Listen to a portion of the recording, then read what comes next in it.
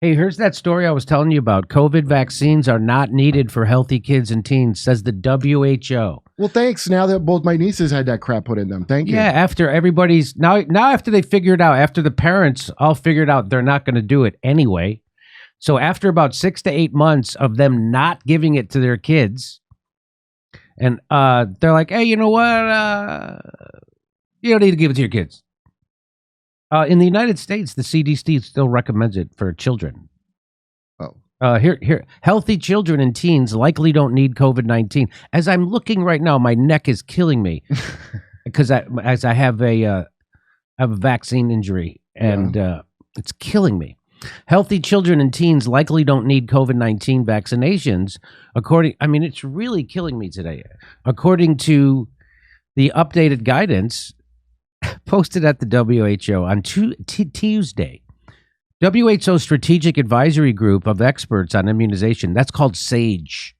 They met last week to create a revised roadmap for COVID vaccinations. CDC is still going to push it, though. That's like right. how we get that cool red dye that they won't put in Gatorade in England, but we can have it. We can have the it. cancer dye. I think it's great that people are still afraid of COVID in the United States. Yeah. I don't know if anybody's had Omicron, but if that kills you, I'm pretty sure a mosquito bite was going to kill you. I'm not a doctor. I'm just guessing. Don't forget, I bumped into a friend of mine here in LA that's a showrunner, and because I'll still see people like comics and stuff with like masks, and I forgot a lot of productions. They make them wear masks. Everybody's in a thing. And I'm like, why are you still? And I'm like, oh, they probably still have to do all kinds of crazy hoops. I have a friend who's on a major TV show, and he's in New York. And he said, Jimmy, I still wear a mask in the subway. And I go, you know that? He said, Jimmy, if I test positive for Omicron, I can't go on the set. Yeah, right. And he said, I don't want to. And I'm like, oh, okay. I hear what you're saying. Okay, you might still do that, though, with a mask because it didn't stop it, it turned out. I know. But I understand trying. Vaccine is great. Or no one's saying vaccine's not great. It turns out masks were literally nothing. The new roadmap defines there's three priority groups from the WHO. High, medium, and low priority for getting your COVID-19 vaccination. There are people still doing that. So they're based on the risk of severe disease and death when contracting the virus. The average... Okay. Healthy kids between 6 months and 17 years old are now deemed low priority. What about all those studies that said that it was the 8th leading cause of death? Yeah, among children up to age 25, I believe. Yeah, up to age 68 if you're a child.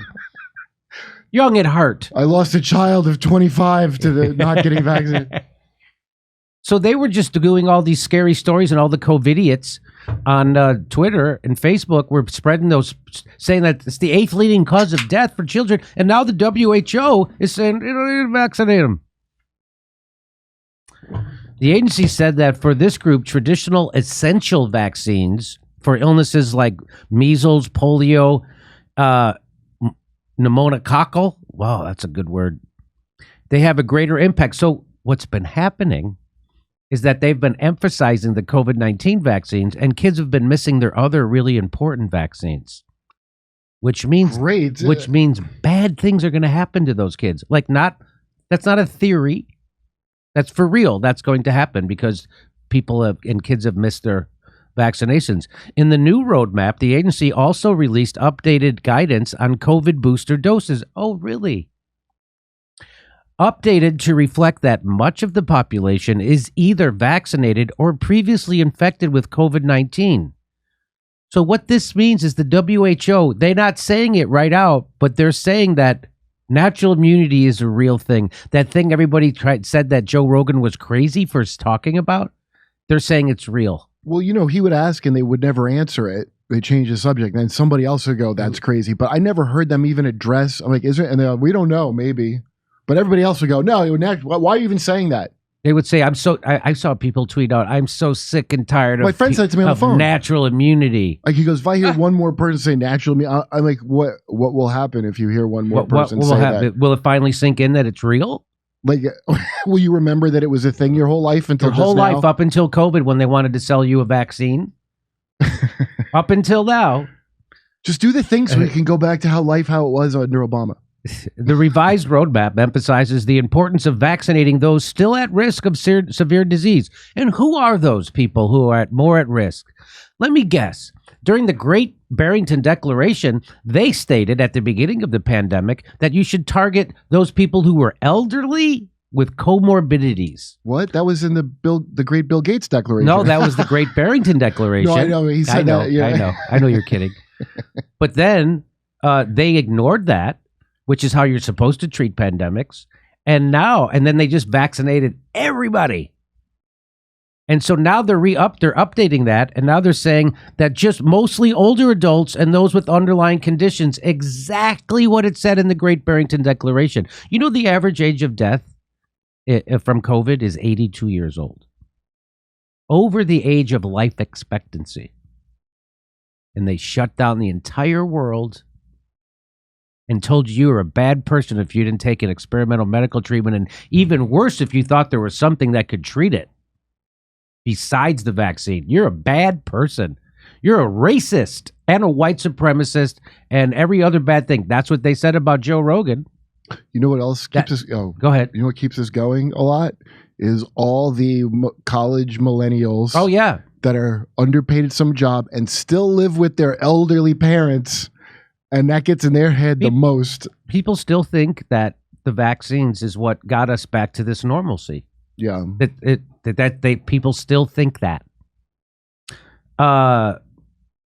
So they're going to have this guidance, just old people with underlying conditions. Also, that's for the boosters. Huh. Sounds like the Jimmy Dore show from 2 years ago. For healthy adults under 60, a group that is deemed medium priority, SAGE recommends the full vaccine series and a booster dose, but does not recommend additional boosters, just the one. I thought Joe Scarborough said we're supposed to get one every 6 months. Just like you get your flu shot. You keep building your immunity. It's just like... What was it? He had 4 of them, and then he got COVID. It really knocked him out for a month, according to Mika. Yeah, it knocked him out for 2 months, she said. Wow. And that's with 4 shots, so he probably needed at least 6 more shots. At least. SAGE recommends primary series and a first booster dose for the medium priority group. Holy effing F, man.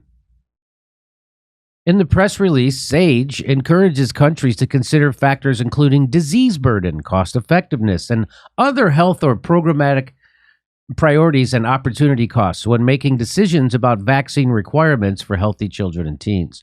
Children who have compromised immune systems or existing health conditions should still get the COVID vaccine due to the higher risk of severe disease. Yeah, okay. Additionally, it recommends that infants under 6 months should receive the vaccine due to burden of severe COVID-19. It's recommended that infants under 6 months should receive the vaccine. The guidance, wait, that doesn't sound right. It sounds like they're contradicting themselves right now, right? Doesn't that sound like it? Well, I think because they're saying infants are different than children, I guess the guidance also calls for pregnant. If you give your 1, 2, 3, 4 month old kid that COVID-19 vaccine, is there any? You're a great parent. I bet. Is there any other vaccine that you give an infant? Yes. There is. Yeah, they have. Well, I don't know about infants. That's what I mean. How old are you when you I was 5 when I got mine. Like when you get like the polio vaccine and 5. The measles vaccine and the whooping cough. Yeah, I wasn't 6 months old. Diphtheria. What is diphtheria? I got it. I got the vaccine for it. So it's like they start vaccinating babies at 2 months old. Dr. Mark Siegel, clinical professor of medicine at NYU Langone Medical Center, agreed that children and teens are lower priority. Okay. The question has emerged recently is how many COVID shots is enough? How many? The question that has emerged. The difficulty with universities mandating it is that the vaccine you had 2 or more years ago may have almost completely worn off by now. No, I know because I got COVID. What? What do you mean? What? It may have. It may have, Kurt. It may have. It dawned on me when I got the virus that I got the vaccine to not get.